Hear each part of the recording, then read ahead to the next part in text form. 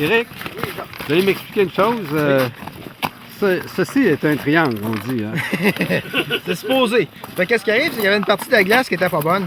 Fait que j'ai pas pris de chance, on l'a coupé pour être sûr que personne glisse et tombe dans l'eau. C'est pour ça que ça fait un genre de triangle un peu étoile banqué.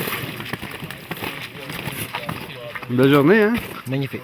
Allez, c'est ça le gros soleil. Il va faire super beau, ça sera pas froid du tout. Le seul problème quand il fait trop chaud comme ça, c'est que la glace, ça fond très rapidement. Fait qu'à la fin de la journée, il faut faire attention parce que la glace, ça devient en rond. Puis si on n'a pas de grappin, ben ça peut être glissant. N'est-ce pas, Richard?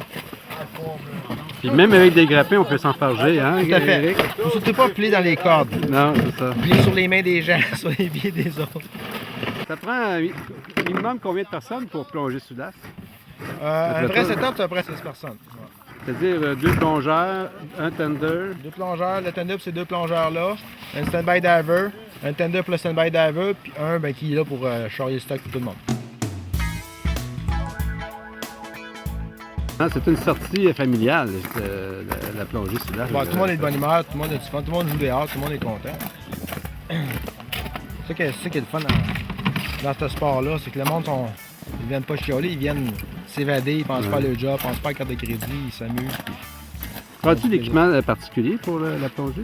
Ici, Ben, c'est sûr qu'un détendeur qui est résistant à l'eau froide va être plus performant. Moins de chance de débit construit de free flow qu'on appelle dans le guillemets.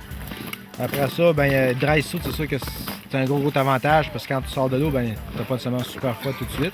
Ça se fait bien en wet quand même, mais il faut que ton temps c'est relativement court un peu. Si tu fais un heure en voiture, tu vas sortir, tu vas sur le bord d'hypothermie, puis là, c'est moins agréable. Mais si tu te limites à 25, 35, 45 minutes selon tes capacités, ben là, à ce moment-là, ça te permet de faire une belle plongée et avoir de l'agrément pareil. c'est ici de combien? Ça, c'est le Lazy Boy. Dépendu de switcher faire une sieste. Okay? Cool. Ouais. On fait ça tranquillement pas vite, on n'est pas pressé, il fait beau. En faisabilité positive ou négative? Positive. Donc arrangez-vous qu'il y ait de l'air dans votre veste, dans votre rail avant de rentrer. Ça prend comme équipement de base, ça prend naturellement de la corde. Et ça prend plusieurs cordes de différentes longueurs. En général, les plongeurs, ça va être environ 100-125 pieds qu'on va utiliser. Pardon. Puis après ça, tu as le stand-by diver qui est le plongeur de secours.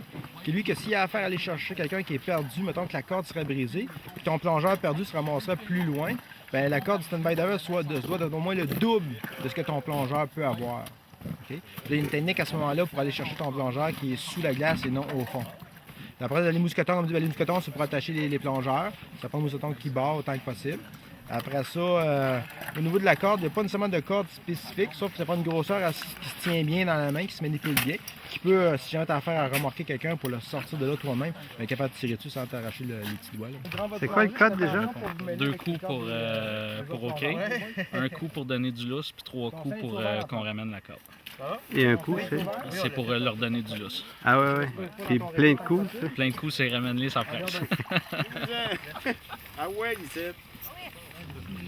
Combien de temps vos plongeurs sont dans l'eau, les mecs? Oui, je dirais que oui, c'est l'équipement standard. La seule chose, il y a des petites précautions à faire.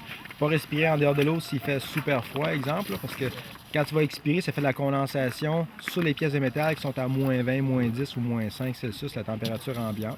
Fait qu'essayer d'éviter de respirer, respire juste sous l'eau. Si on veut dégeler un étendard, il est gelé, ben, soit qu'on prend de l'eau chaude qu'on a déjà fait, ou on peut le dégeler dans l'eau parce que l'eau est à plus 4. Fait que s'il y a quelque chose dehors qui est à moins 20, tu laisses dans l'eau 4-5 minutes, il va devenir à plus 4, puis ça va dégeler, puis tu vas pouvoir continuer la plongée en théorie.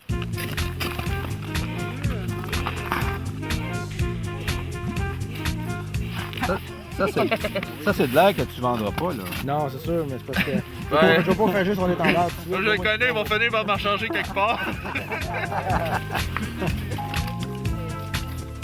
Puis évidemment, il faut se certifier pour plonger sous glace. Oui, ça prend le cours de certification. Le cours, en fait, grosso modo, ça montre le setup, c'est quoi les règles de sécurité. Au niveau des cordes, il y a des signaux. Un coup, ça veut dire quelque chose, 2 coups, 3 coups, 4 coups. Fait qu'il s'agit de savoir ce que ça veut dire quand quelqu'un communique avec nous. C'est pas toujours évident, les communications. Autant c'est difficile en dehors de l'eau, des fois, autant que c'est difficile dans l'eau. Avec une corde, c'est pas toujours évident. Mais il reste quand même que la plongée sous glace, c'est quand même quelque chose d'extrêmement sécuritaire. Tu es toujours relié à la surface par quelqu'un. Fait qu'il y a toujours quelqu'un qui peut t'aider qui est à la surface. Fait que s'il donne 4 coups et plus, ça veut dire sors-moi de là, s'il vous plaît, ça presse. Fait que la personne à la surface va te sortir, va te tirer sur la corde.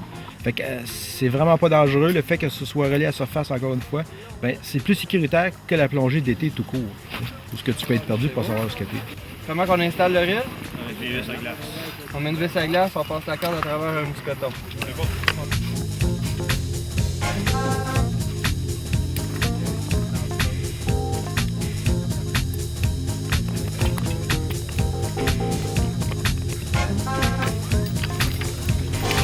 Back, tu vires à l'envers, puis en bas, tu dans l'autre, puis tu reverses au dos. Ça fait bien pour le stand-by diver.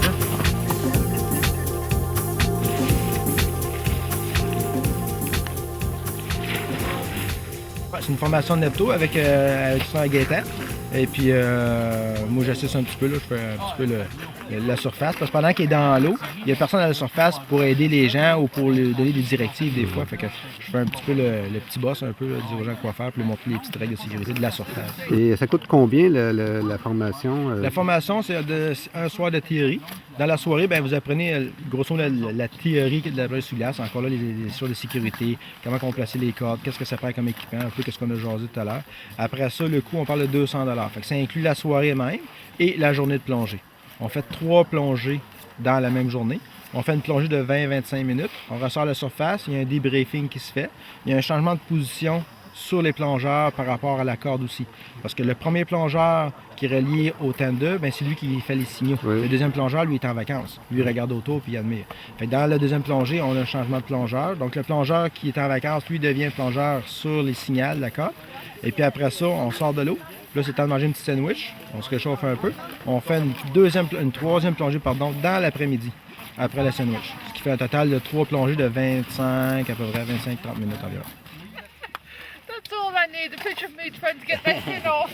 Ça fait combien de temps que c'était ça? Sous glace, ça fait pas si longtemps. Je dirais peut-être une dizaine Que d'années. Nepto organise Nepto ça? organise des sous glace, ça fait vraiment 20 ans, 25 ans. Là. Mais que moi, je m'en occupe vraiment, là, ça fait peut-être juste une 10-12 ans maximum. Avant ça, je n'allais pas vraiment au sous glace. Parce que je me retrouvais souvent seul à travailler, à tout faire moi-même. J'avais pas beaucoup de volontaires. Puis depuis quelques années, je trouve que les gens sont comme plus motivés, fait qu'ils participent. Fait que quand c'est le fun, c'est une affaire d'équipe.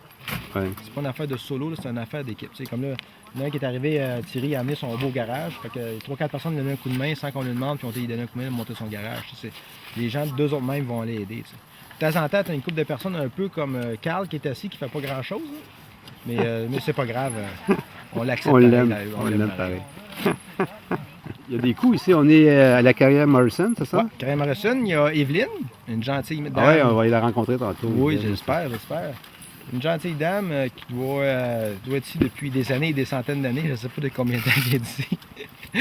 Puis elle nous charge ses 10 $ pour la journée pour les plongeurs. Ça ne coûte rien pour les non-plongeurs. Puis elle est super gentille. On a besoin de quelque chose. Ça fait chauffer son petit chalet. Qui aurait besoin d'un peu de ménage un peu, mais le chalet est quand même là, il est quand même chaud si les gens veulent se réchauffer. Là. Dis-moi, dans l'eau, on voit quoi, là? Ici, on est direct au-dessus d'un avion. Un avion bimoteur, je ne connais pas le modèle. Il a été... tu vas demander à Mme Morrison depuis combien de temps qu'il est ici, je serais curieux de savoir, je ne sais même pas. Après ça, il y a un petit bateau. Donc l'avion est dans 30 pieds. Okay. Après ça, tu as le petit bateau qui est à 45 pieds, 50 pieds, je crois, sans être certain. Puis il y a un petit sous-marin là, qui est environ, on dit un sous-marin entre guillemets, là, c'est des gens qui ont soudé un petit projet. Ouais. Il est à peu près dans 60 pieds d'eau. Puis il y a un requin aussi qui est un petit peu plus loin, mais je ne connais pas la profondeur. Puis il y a 2 voitures. Fait qu'aujourd'hui, qu'est-ce qu'on va visiter? C'est surtout l'avion, le bateau, le sous-marin. Pour un maximum, c'est 60 pieds. Ouais. On ne dépasse pas ça. Ben, merci beaucoup, Eric. Ça fait plaisir, Richard. Bonne journée. Bonne journée.